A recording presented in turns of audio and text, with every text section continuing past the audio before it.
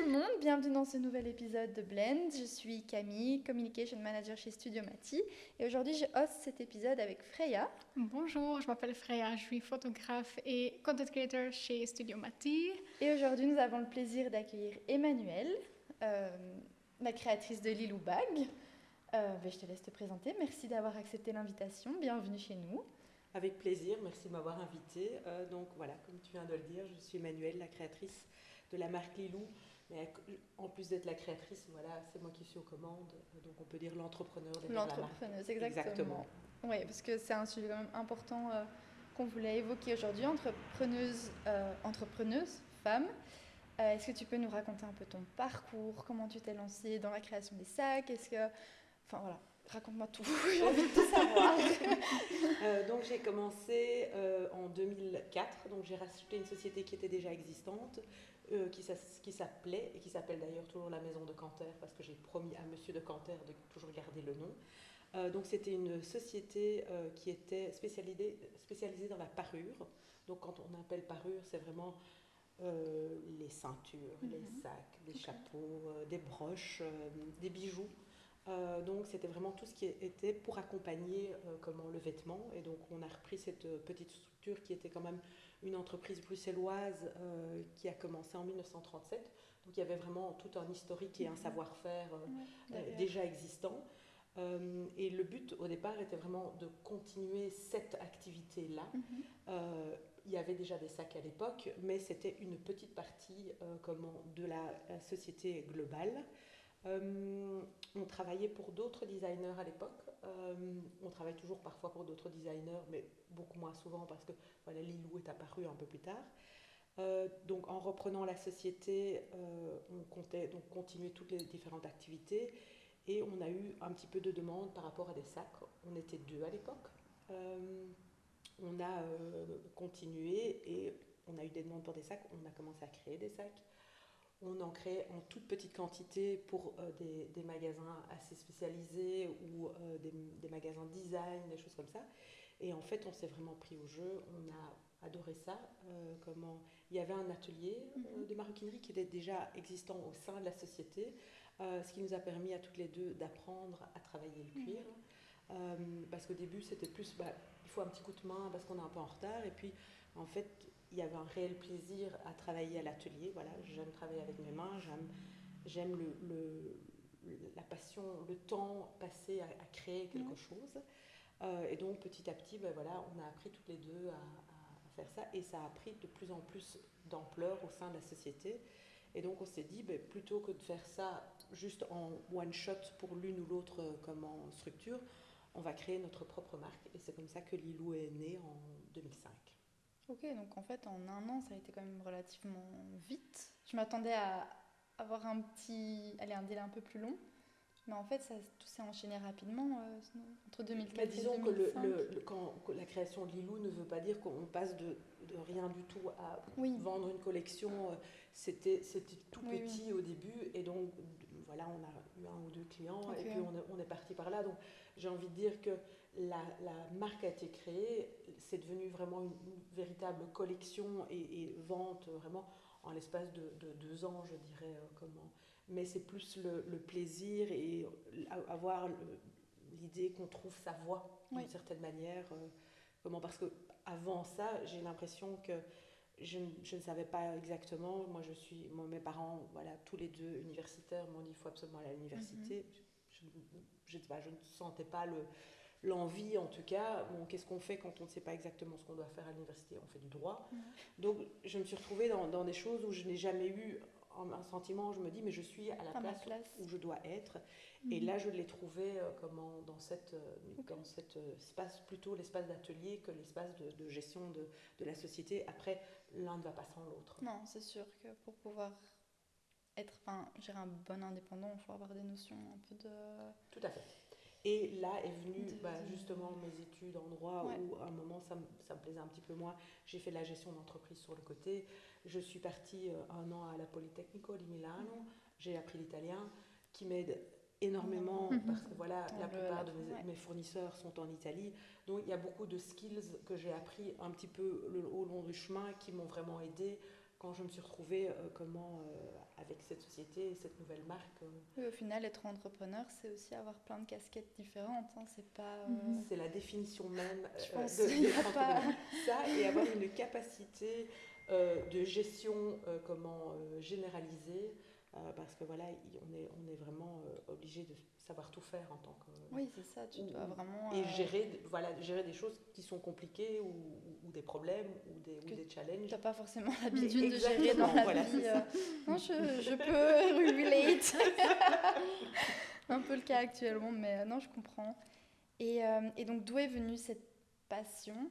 Parce que j'imagine que tu devais être un peu passionnée à la base par la mode, ou même pas forcément... La mode m'intéressait de manière générale, mais je me suis rendu compte, et pas à ce moment-là, mais maintenant, ce que j'aime dans mon métier, c'est vraiment c'est la production, j'aime les valeurs, j'aime, voilà, je ne me considère pas comme une marque de mode. Voilà. Okay. En tout cas, quand je vois les marques de mode maintenant, je n'ai pas l'impression de rentrer dans ce cadre-là.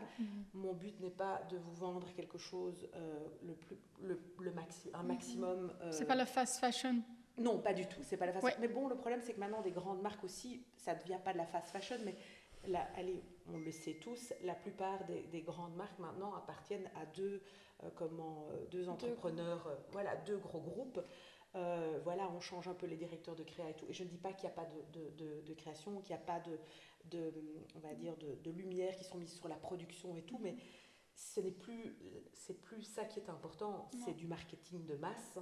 Et je ne me retrouve plus là-dedans. En fait, moi, je pars du principe que quand on achète un sac chez moi, c'est un cuir de qualité, c'est un design qui réfléchit pour la vie de tous les jours en tant que femme dynamique, active.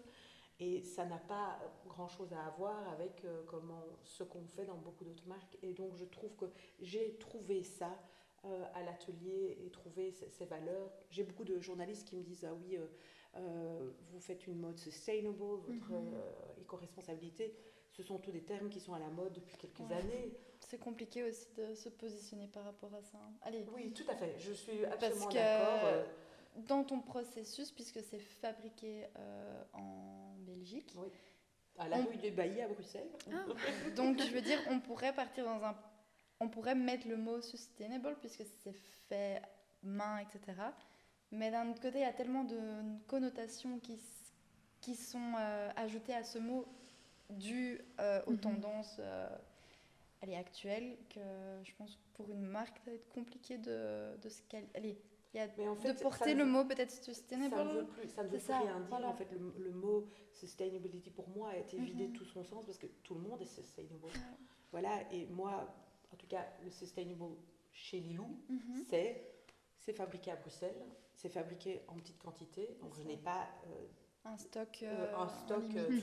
Il n'y a pas de solde. Si vous désirez un sac en jaune qu'il n'y en a pas dans la collection, là, il y en aura pas. Et qu'on a du cuir dans ce coloris-là, on en fabriquera une pièce pour vous. Ça, c'est toutes des choses qui ont du sens pour moi, parce que voilà, en tout cas, moi j'ai un fils de 15 ans, je me rends compte que la manière dont on fonctionne maintenant, j'ai peur, parce que je me dis, mais quel monde on va laisser à votre génération, la génération de mon fils, parce que voilà, on consomme beaucoup trop. Pour avoir des prix qui sont intéressants, on produit en énorme quantité. Il y a 40% du stock qui sont vendus au prix plein, l'autre 30% disons qui sont vendus en solde, et le reste qui termine dans le fin fond de l'Afrique, dans des décharges ouvertes. C'est un non-sens complet. Donc voilà, ma définition de sustainability, je trouve, est une définition qui est correcte par rapport à ça. Les cuirs viennent d'Europe. Je pense qu'une grande moitié d'entre eux, c'est du dead stock. Donc, ce sont des choses qu'ils ont déjà produit et qui restent sur des étagères parce que, voilà, une grande marque a commandé 25 pots, ils n'en ont plus que 20, il en reste 5. Et donc, je reprends ce stock-là. Et donc, voilà, après, je ne suis pas là pour donner des leçons de morale aux autres personnes, ce n'est pas ça. J'ai un réel intérêt, et ce depuis 2005, pour ce questionnement et cette manière de fonctionner, et c'est comme ça que j'ai envie de travailler. Et est-ce que tu peux peut-être un peu plus expliquer le processus de fabrication? Donc, tu dis c'est fabriqué ici à rue du Bailly à Bruxelles. Comment, allez pas dévoiler tous les secrets, mais un peu, ok, tu vas chercher donc tes cuirs en Italie, puis tu les ramènes ici, puis combien de temps je ne travaille pas qu'avec l'Italie, je travaille avec la Galerie en Italie, en France et en Allemagne. Okay.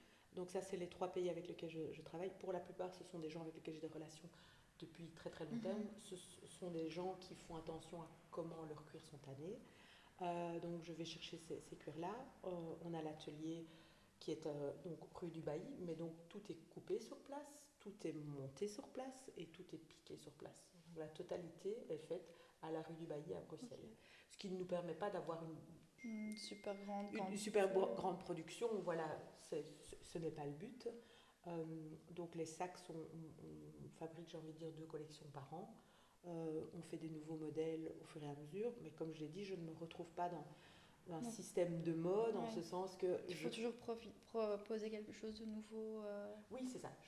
Moi, je travaille avec des cuirs, pas pour une saison. Je travaille avec des cuirs pour 2 ans ou 3 ans, et certainement maintenant, parce que la qualité des matières premières a diminué partout. Depuis le Covid, le monde a changé. Voilà. Donc ça veut dire que les fournisseurs ont moins de stock, proposent moins de coloris, de choses différentes et tout. Moi, j'ai envie de trouver un fournisseur qui propose un cuir qui est vraiment qualitatif, que vous allez garder longtemps, qui va se patiner avec le temps. De nouveau, ça a du sens par rapport aux valeurs que je veux mettre en avant. Et donc, ce n'est pas un effet mode, c'est vraiment quelque chose où on les garde pendant longtemps.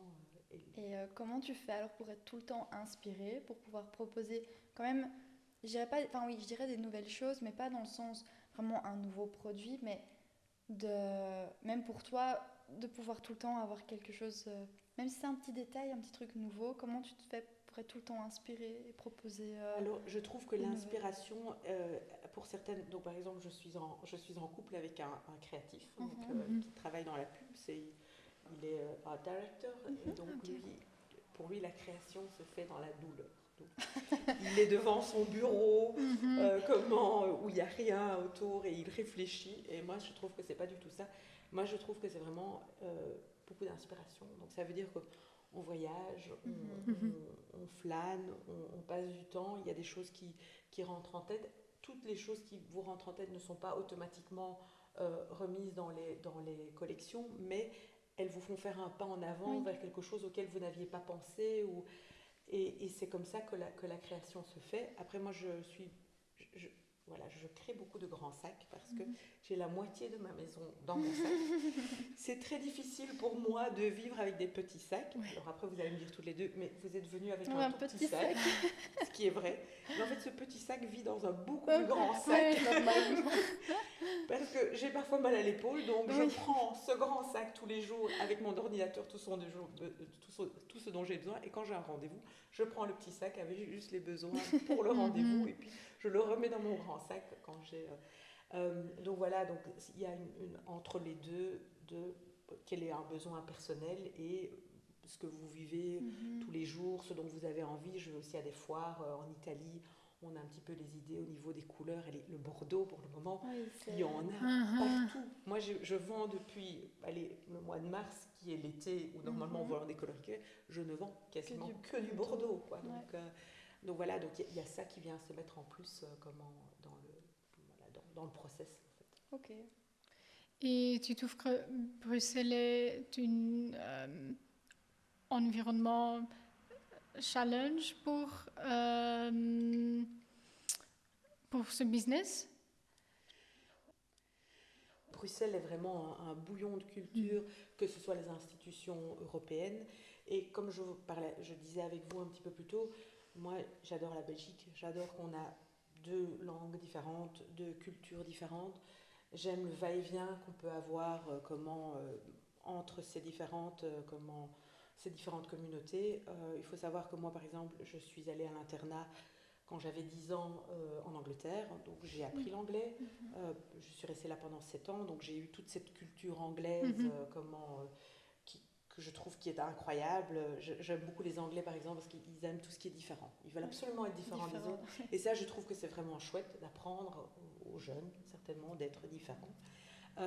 Donc j'ai appris cette langue, j'ai appris cette culture, j'ai trouvé ça fantastique. Je suis partie dans le cadre de mes études en Italie, j'ai appris l'italien. C'est une culture qui est très différente de la nôtre et de la culture anglaise. Et moi, je pars du principe que les gens sont beaucoup plus riches quand ils ont rencontré beaucoup de cultures différentes, de langues différentes, de manières de voir les choses différentes. Et nous avons la chance d'avoir ça à Bruxelles. Et c'est quelque chose qu'on peut injecter dans son art, dans sa marque, dans ses... Et donc, pour ça, je trouve que c'est vraiment fantastique. Bon, malheureusement, les petits défauts, ou gros défauts pour le moment, de Bruxelles, voilà, c'est quelque chose qu'effectivement, la ville devrait prendre en charge, mais ce n'est pas de ma responsabilité. Et en tant qu'entrepreneur, c'est tous les jours aussi un challenge, du coup, justement, d'être situé à Bruxelles avec... On ne va pas parler trop des points négatifs, mais tu dois aussi tout le temps trouver des solutions. Ah, mais tout à fait. Depuis le Covid, de nouveau, je reviens à ça, j'ai l'impression qu'il n'y a plus vraiment... Il n'y a plus vraiment d'aide pour les entrepreneurs. Il n'y a plus de structure. Il n'y a plus d'aide. Il n'y a même pas de réflexion par rapport à qu'est-ce qui pourrait faire en sorte d'aider le commerce, d'aider le parking, de faire en sorte que les gens reviennent dans les magasins. Je sais pas, et c'est un petit peu, il y a beaucoup d'incompréhension parce que on sait que la région bruxelloise a vraiment besoin, enfin financièrement parlant, elle est exsangue, elle a vraiment besoin qu'il y ait une activité qui soit vibrante, et c'est comme si il n'y avait pas de lien de cause à effet entre... Je vais vous donner un petit exemple qui m'a vraiment choquée. Je suis actuellement à Waterloo parce que depuis que la rue du Bailly est fermée, j'ai décidé de faire en sorte que la boutique et l'atelier soient uniquement sur rendez-vous. Et donc je suis dans un espace à Waterloo. On a ouvert le 26 août, il n'a pas fallu un mois et l'échevin du commerce est déjà venu nous rendre visite en nous demandant qu'est-ce qu'on peut faire pour vous aider. En 20 ans à Bruxelles, je n'ai pas vu une seule fois l'échevin du commerce venant me demander quoi que ce soit. J'ai eu plusieurs personnes qui sont passées pour me dire qu'ils allaient couper les places de parking, et je n'ai pas de problème avec le fait qu'il doit y avoir moins de voitures en ville. Ok, mais alors à ce moment-là, on met des choses en place. On fait en sorte que le RER qui doit être fonctionner à Bruxelles depuis 30 ans, je ne sais pas la date précise, mais fonctionne, il ne fonctionne pas. Que les petites gares qui sont aux alentours de Bruxelles, il y a un parking assez grand pour pouvoir accueillir toutes les voitures, pour faire en sorte que les gens choisissent. Moi, par exemple, j'habite à Alsemberg. Si je veux venir en transport en commun, d'Alsemberg, laisse tomber. Je marche pendant 15 minutes pour avoir un arrêt de bus. Je trouve un bus pour arriver à un arrêt de tram. Je prends un premier tram pour arriver à une station, pour reprendre un deuxième tram pour arriver à l'arrêt du Bailly. Il n'y a pas de possibilité en tant qu'entrepreneur de faire ce genre de tout à fait. Voilà, donc ça, ce sont des choses que je... Mais bon, je ne veux pas... Voilà, je ne suis pas dans la critique parce que voilà, c'est pas ça. C'était vraiment le but. plus, en tant qu'entrepreneur, on l'a dit au début, tu dois avoir plusieurs casquettes, et s'il y a d'autres événements externes, rien qu'au business, qui viennent s'ajouter, voilà, c'est ça, parce que c'est pas comme si tu avais un problème avec ton fournisseur qui t'a pas livré à temps. Non, c'est encore un autre, et auquel, en fait, une chose auquel tu peux rien faire en soi. Les travaux doivent se passer. Tu peux pas dire je ferme ma boutique le temps que les travaux se passent, quoi. Si ça dure 3 ans, je ferme ma boutique 3 ans, ça fonctionne pas comme ça. Donc c'est vrai que tu dois toujours trouver une solution. Mais les travaux, c'est pas grave. Ça arrive et on comprend ça. C'est qu'on a l'impression qu'il y a une succession d'événements, et on a un petit peu l'impression de ne pas être soutenu. Voilà. Et je ne parle pas pour moi toute seule, je parle tous les commerçants de notre rue, comment on est un petit peu dans la même situation. Ouais. Okay. Et le marketing du Lilou, qu'est-ce que tu fais pour ça? C'est toi qui Fait l'Instagram et tout ça, ou c'est... Alors, c'est moi qui fais en partie l'Instagram. Le marketing de Lilou, c'est toujours très intéressant. Ça, c'est une on va dire, des skills que je trouve que je n'ai pas, voilà, qui n'est pas assez poussé, voilà, chez moi, parce que souvent, on est créatif, on est, et on n'a pas les deux casquettes. Moi, je pars du principe, aujourd'hui et toujours, je pense que une des forces de Lilou, c'est le fait de rencontrer des gens. Moi, j'adore rencontrer des gens, j'adore discuter avec des gens, j'adore parce que ça permet de faire évoluer et moi et la personne avec laquelle je discute, et c'est comme ça que ça vient. Je fais beaucoup de pop-up, j'essaye de convaincre les gens de venir en boutique, parce que la première fois que vous allez acheter un sac chez moi, je trouve que c'est important que vous touchiez le cuir. Oui, bien que sûr. vous vous rendez compte qu'à l'intérieur, c'est du cuir également, ce qui se fait de moins en moins. Dans la plupart des marques, ça ne se fait pas, ou alors vraiment dans du luxe, mais on n'est pas dans les mêmes cadres de prix. Et je trouve que le produit parle de lui-même. Je me rends bien compte que nous sommes dans une ère où ça ne marche pas comme ça. Tout le monde est sur son téléphone. Ils ont besoin de voir le produit. Mais souvent, ce qui se passe chez nous, c'est qu'effectivement, ils voient le produit, et puis à un moment, au bout de quelques mois ou même quelques années, ils ont envie de venir découvrir, et donc ils font en sorte de se retrouver. On organise beaucoup de pop-up, beaucoup de vernissage, et ils viennent nous rencontrer à ces occasions-là. Je m'occupe en partie de mon Instagram. J'ai travaillé avec quelques personnes, je pense que vous connaissez d'ailleurs une personne avec laquelle j'ai travaillé, qui m'a vraiment beaucoup aidée, voilà, qui me permettent d'évoluer. Je travaille également avec l'université de Mons, où je suis un case study pour eux, et donc je suis désolée, ma marque a beaucoup évolué grâce à ça. Donc par exemple, mon site était uniquement en anglais au départ, parce que voilà, comme je l'ai dit, je suis parfaite bilingue en anglais. Je ne trouvais pas nécessaire de faire un site en français et en néerlandais, alors que j'estime que tout le monde parle anglais. Tu sais te débrouiller avec un anglais minimum, quoi. Voilà. Par contre, je me rends compte qu'une partie de la population d'un certain âge, francophone en Belgique, ne maîtrise pas assez bien l'anglais pour être à l'aise avec un site qui est uniquement en anglais. Donc, en discussion avec l'université de Mons, nous avons changé ça, et maintenant le site est devenu dans les 3 langues. Il y a beaucoup de choses, voilà, qui m'ont permis, on m'a permis d'évoluer par des analyses qui ont été faites. Voilà, j'ai pas mal de connexions dans des gens qui sont plutôt dans le marketing et qui nous aident. En étant tout à fait honnête, on est une petite structure, on n'a pas du tout les budgets pour se permettre d'avoir une équipe full en marketing. Donc je travaille avec certains indépendants, des indépendants qui font des ads sur les réseaux, un indépendant qui s'occupe de mon site internet et des choses comme ça, et qui nous permettent d'évoluer petit à petit. Mais je reste convaincue qu'aujourd'hui, et que pour moi ça sera pour toujours, c'est le produit qui fait la différence, en fait. Oui, bien sûr. Parce que moi je vois des choses qui sont absolument magnifiques sur les réseaux, et puis quand je les vois en vrai, je me dis ah ok. T'es déçue. Ouais, je suis déçue. Donc voilà, je suis incapable d'acheter quelque chose. Ça va vous paraître. Alors, c'est à ce moment-là qu'on va se dire ah oui, elle doit avoir cet âge-là.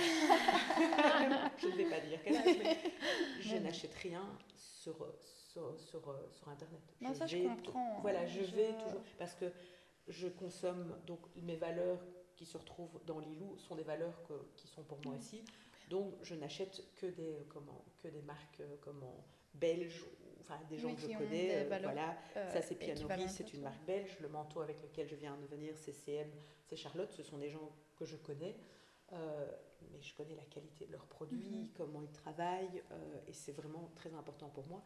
Et aujourd'hui, je veux mettre de l'argent en Belgique, en Europe, parce que voilà, l'Europe ne va pas bien financièrement parlant, tout le monde le sait. Donc je ne vois pas pourquoi je vais aller donner de l'argent ailleurs, alors que si chacun décide d'investir dans l'Europe c'est un énorme marché. Mais si on décide tous d'acheter européen, mais l'Europe, c'est un boom économique énorme. Mais voilà, tout c'est une décision, ce sont des décisions personnelles. Je ne juge absolument pas les gens qui ne le font pas. Mais moi, voilà, je préfère acheter des pommes qui viennent de 10 que d'acheter des pommes qui viennent de Nouvelle-Zélande. Mes vêtements, je les achète à des gens que je connais. Certains d'entre eux ne sont pas fabriqués en Belgique. Par exemple, mon amie Charlotte de CM, elle fait fabriquer au Liban, elle est moitié libanaise. C'est un petit atelier au Liban qui est c'est une entrepreneur femme, ce ne sont que des femmes qui travaillent et ça aide un village à pouvoir. Donc c'est important pour moi, il y a des belles valeurs de nouveau. Donc voilà, je trouve que ça c'est quelque chose qui. C'est ce que j'allais dire. En fait, il y a plein de marques belges qu'au final on passe juste à côté parce qu'il y a trop de grands groupes.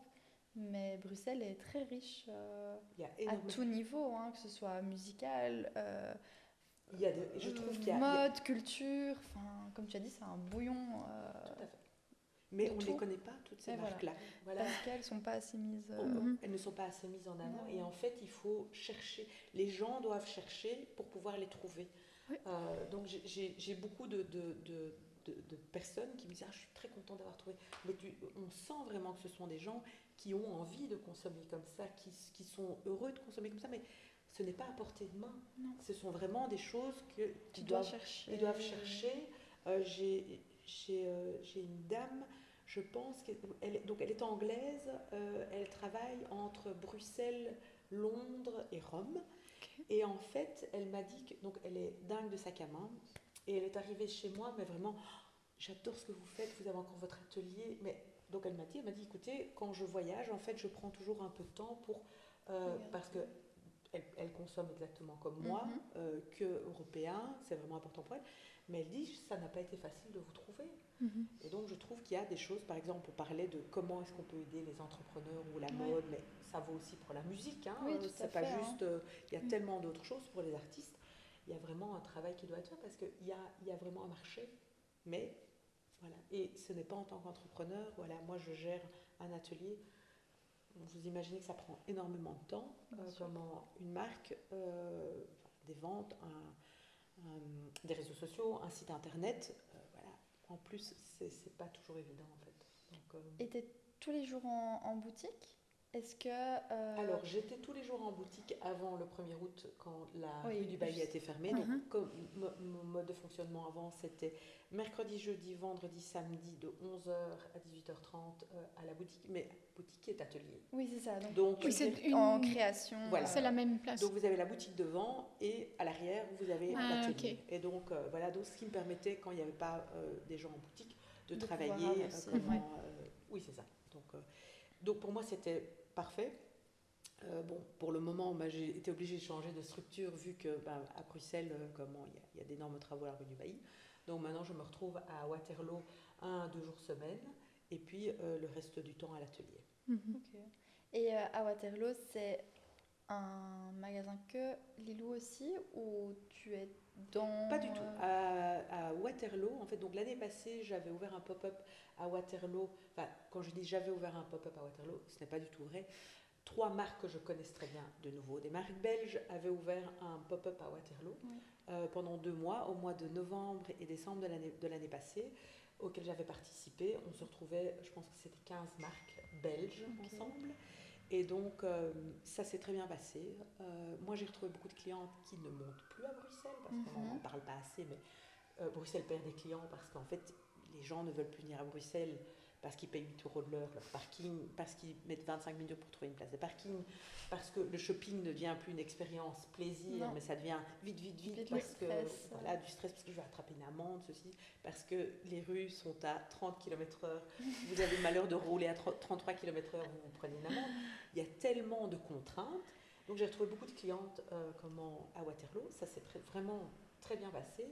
Et donc les personnes, donc ça c'était en mode temporaire, et donc une des personnes qui était dans cet espace a décidé d'ouvrir un magasin de manière permanente à partir de la fin du mois d'août. Et donc elle m'a proposé, et je dis parfait, moi je vais fermer la rue du Bailly parce que je ne veux pas vivre tout ce stress et cette anxiété avec toutes ces rues fermées. Et donc on se retrouve là-bas, on est 18 marques différentes.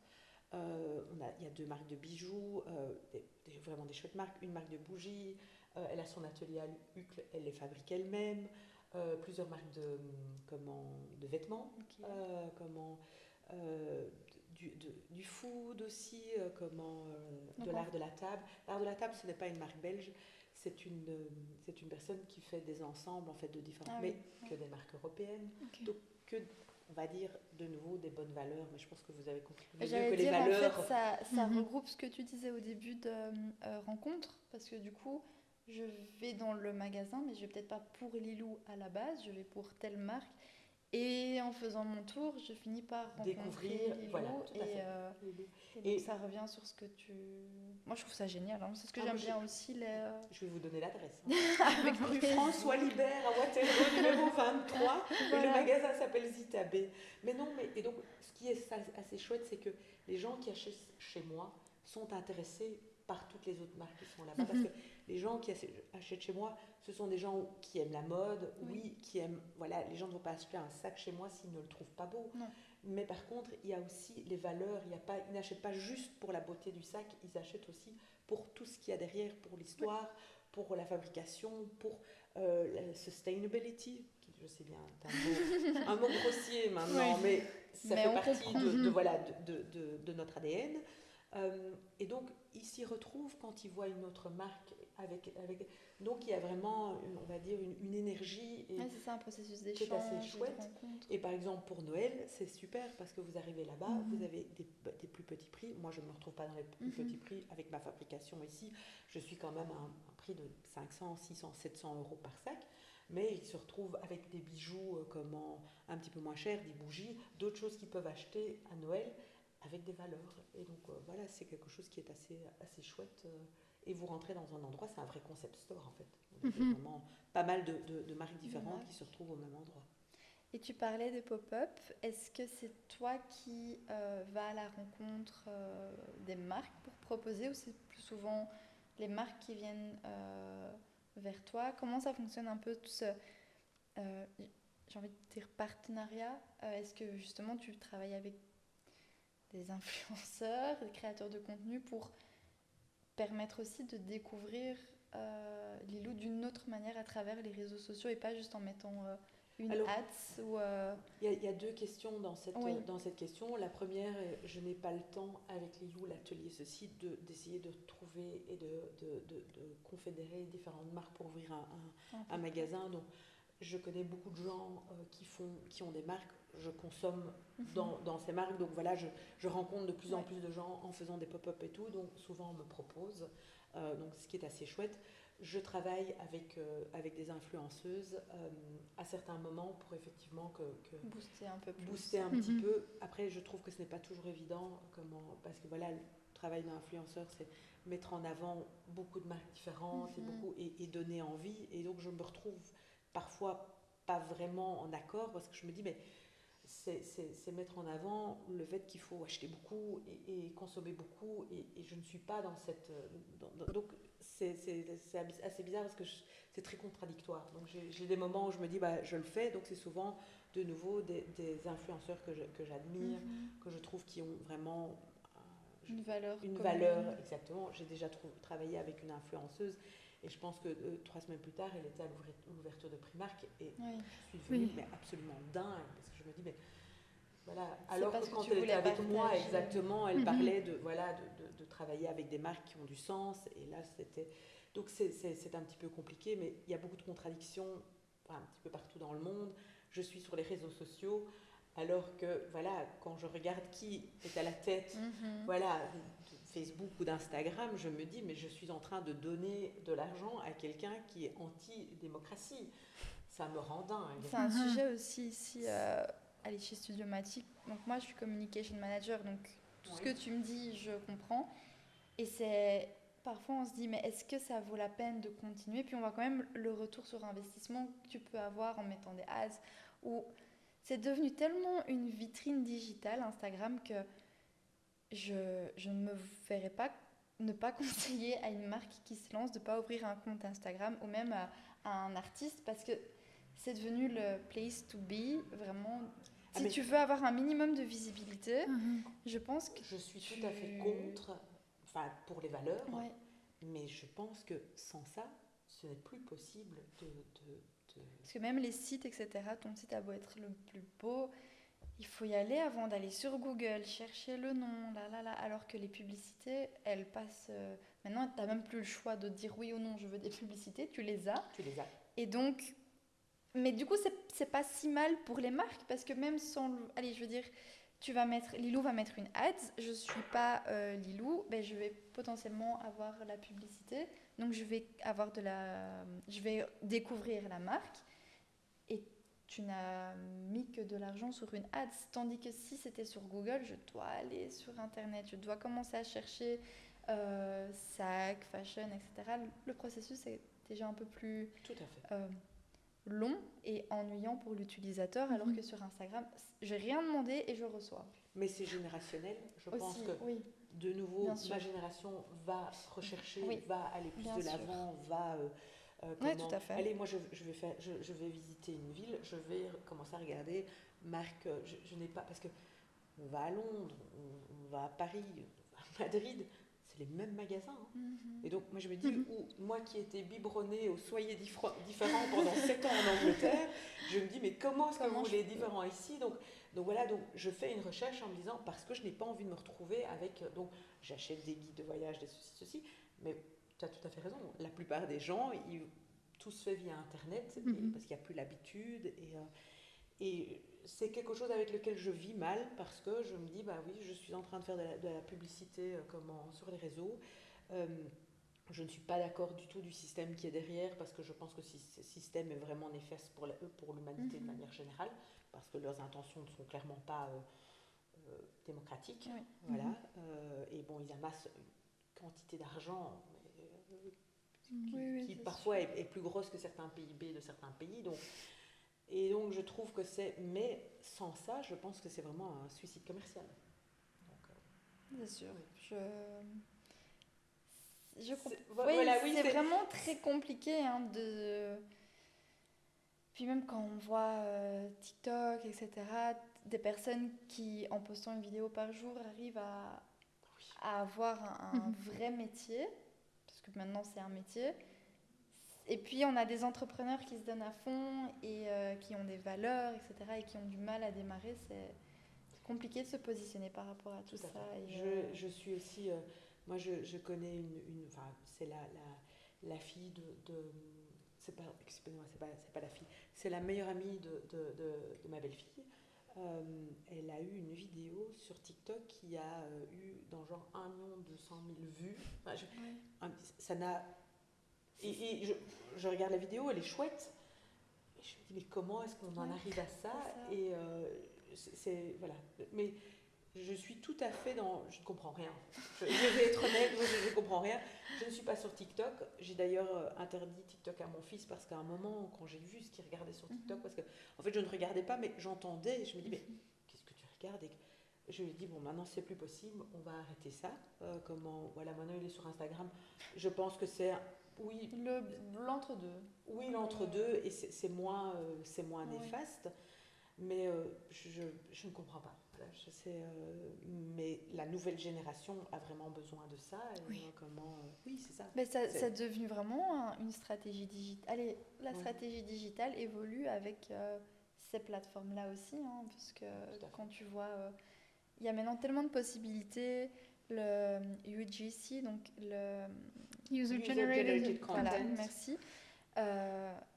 C'est une publicité, mais tu as l'impression que ça n'en est pas une. Et ça permet aussi de mettre en avant des marques. Puis tu as les influenceurs, les créateurs de contenu. Enfin, je veux dire, Moi, j'ai le UGC, mais ce sont des personnes qui en parlent à d'autres personnes. Donc, la cliente qui est contente avec mon le bouche à oreille. Voilà, c'est ça, c'est vraiment ça, c'est le UGC. Il y a quelques années. C'est l'origine du truc, hein, bien sûr. Voilà, elle est contente, clair. Et puis on vient me dire, ah oui, mais ma collègue de bureau a acheté un sac chez vous, ou ma voisine, donc je suis encore beaucoup là-dedans. Mais je pense, par contre, que ça a une vraie influence. Hein. C'est énorme. Donc, je comprends aussi que le fait de le faire en ligne, mais de nouveau, est-ce que c'est vrai, est-ce que ce n'est pas vrai, est-ce que la personne a été payée, est-ce que la personne n'a pas été payée et tout. Mais je pense que 90% des gens s'en foutent.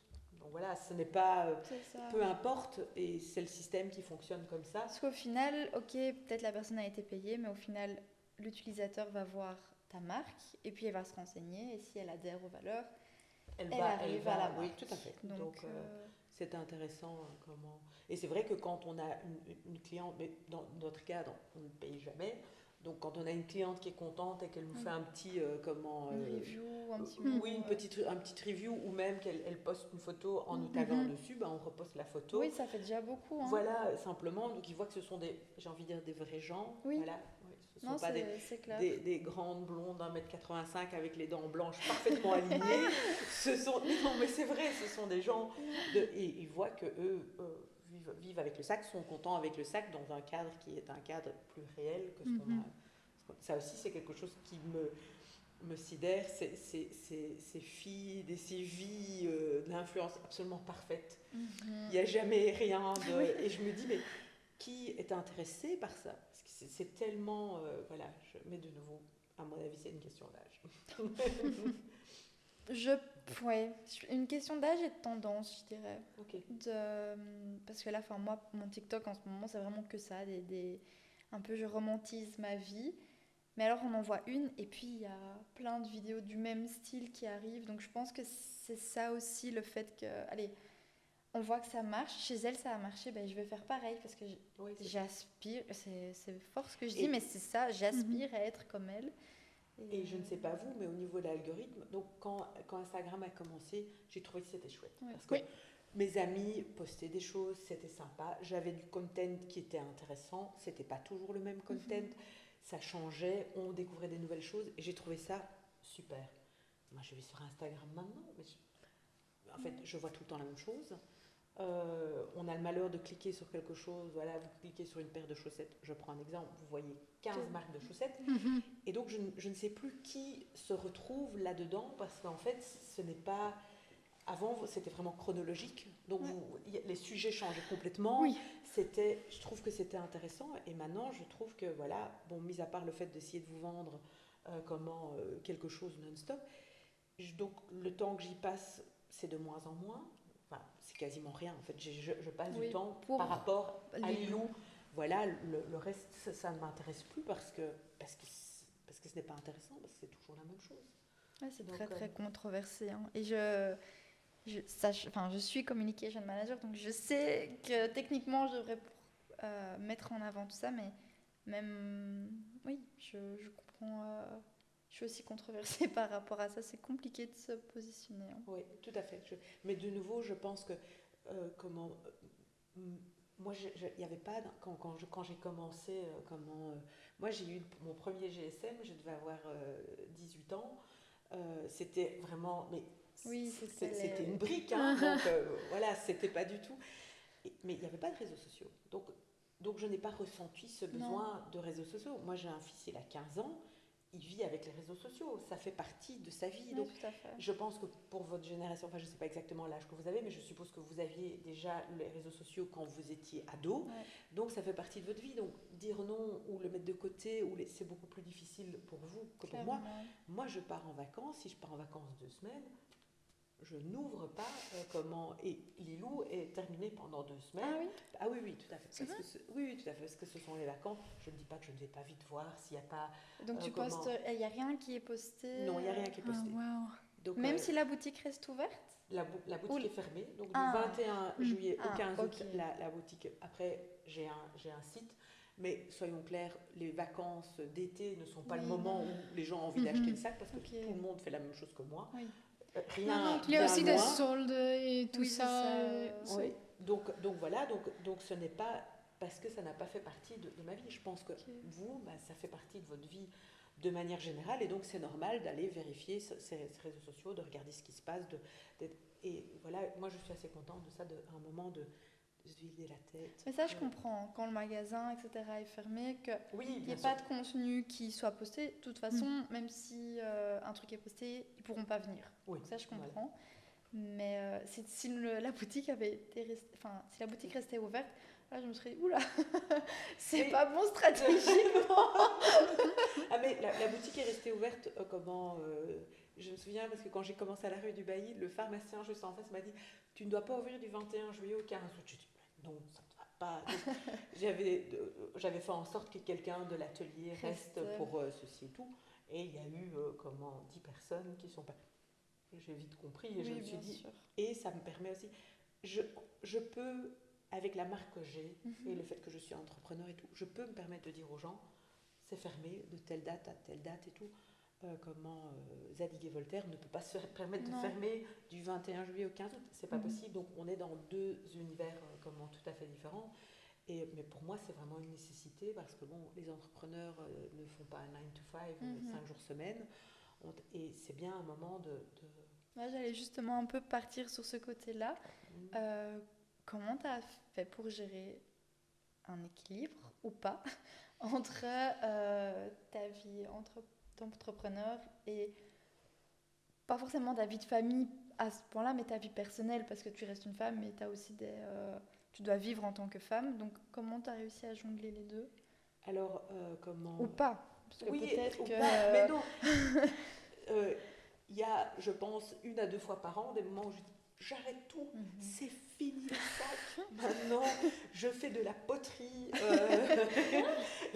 sans but commercial. Donc c'est vraiment pas évident. Voilà, ce n'est vraiment pas évident. C'est une remise en question tous les jours, je pense. Oui, tout à fait, parce qu'il y a vraiment des moments, on va bientôt arriver à Noël, soyons clairs, tout le mois de décembre, on travaille 7 jours sur 7, tous les sacs doivent être livrés pour le 24 décembre, on n'a pas vraiment l'occasion de dire, souffler. Voilà, de souffler ou de... Donc je trouve que c'est vraiment compliqué, voilà, c'est compliqué. Le fait d'être une femme aussi, voilà, je n'ai pas juste la société, la marque, tout. Voilà, je suis effectivement en couple avec quelqu'un depuis 22 ans qui est une crème. J'aimerais bien qu'il entende ce podcast pour qu'il l'entende. On lui enverra. Je ne suis pas un cadeau. C'est pas que je ne suis pas un cadeau. C'est pas que je ne suis pas un cadeau, mais une femme entrepreneur, ça n'est pas vraiment, c'est pas évident. C'est 2 fois plus de défis tous les jours. Tout à fait. Et j'ai la chance qu'il m'aide. Comme je disais, il est dans la pub, donc il m'aide parfois avec des petites vidéos, des petites choses que je ne sais pas faire moi-même. Et parfois, il m'aide beaucoup. Voilà, appelons un chat un chat. Et j'ai aussi la chance d'être dans un couple qui est un couple sain, en ce sens que chacun prend ses responsabilités. Parfois, il fait un peu plus. Donc, au mois de décembre, il fait beaucoup plus. Et puis, à d'autres moments, donc voilà, je sais bien que pas tout le monde a cette chance-là. J'ai un enfant de 15 ans aussi. Pour moi, c'est très important la position de la femme dans la société. Moi, c'est important pour moi de travailler, c'est important pour moi d'être indépendante financièrement, c'est important pour moi d'avoir une voix. De nouveau, il n'y a absolument pas de jugement pour les femmes qui choisissent autre chose, mais j'ai clairement éduqué mon fils de cette manière-là. Et donc, il y a des moments où maman est un petit peu plus là, il y a des moments où maman est un petit peu moins là, et comment il se débrouille par rapport à ça en prenant le bien et le un petit peu moins bien, et je communique avec lui à ce niveau-là. Donc, effectivement, je me souviendrai toujours quand mon fils était à l'école maternelle, à un moment, il me disait, maman, pas maternelle, excusez-moi, à l'école primaire, maman, j'aimerais bien que tu sois la maman de la grille. Mais bon, j'étais là. Bon, il allait à l'école en néerlandais, donc au début, je ne comprenais pas le mot grille en néerlandais. Je disais grille, donc j'étais voir, et puis en traduction, ça faisait la maman de la grille en français. Je me dis, de quoi est-ce qu'on parle? Et en fait, à un moment, je me suis rendu compte qu'il voulait que je sois la maman qui soit à l'école à 3h30, la maman qui était devant la grille de l'école. Et donc voilà, j'ai expliqué à mon fils, je dis, écoute, maman a un travail, c'est très important pour elle d'avoir ce travail, et je suis désolée, je ne peux malheureusement pas être la maman de la grille. Il faut savoir qu'un mois plus tard, j'ai fait un effort, je suis arrivée, j'étais la maman de la grille à 3h30, et vous avez un petit bout de chou qui me regarde, qui dit, mais qu'est-ce que tu fais là? Je suis la maman de la grille. Et alors il me dit, oui, mais ça ne m'arrange pas du tout parce que je dois encore jouer avec un tel. Est-ce que tu pourrais attendre? Je dis, oui, je peux attendre, mais tu comprends, maman. Elle a du travail quand même, maman. Donc, voilà, après, je trouvais que c'était assez mignon. Donc, d'une certaine manière, il avait ce rêve que je sois la maman de la grille, mais en même temps, il avait beaucoup d'activités et de choses à faire encore. Oui, il s'était adapté. Parce que du exactement. Donc voilà, donc il y a mon fils, il y a beaucoup de choses. Je veux continuer à avoir une vie active et des amis, voilà. Mais des amis, c'est aussi du temps, donc Ouais. c'est quelque chose. Donc Temps il y a des social, moments, hein. de nouveau, je ne vais voir personne au mois de décembre. J'espère qu'eux viendront me voir à Waterloo. Si vous ne savez pas où faire vos cadeaux de C'est Noël, ça, je je vous suis propose là. de venir à Waterloo. Prenons un café ensemble. Donc voilà, tout est une question d'équilibre, mais je vais tout à fait honnête, ce n'est pas facile. Voilà, je trouve que en tant que femme entrepreneur, ce n'est vraiment pas facile. Donc, Non, mais me je doute pense que bien. vous êtes aussi femme entrepreneur. Oui, Vous n'avez peut-être pas encore d'enfants maintenant à Non. gérer, mais voilà. Après, ce n'est pas parce que c'est difficile ou que c'est compliqué. Que c'est insurmontable. c'est compliqué, Voilà. mais c'est pas impossible. Hein, c'est... Absolument, ce n'est pas impossible. Il y en a de plus en plus. Donc, allez, je veux dire, Oui.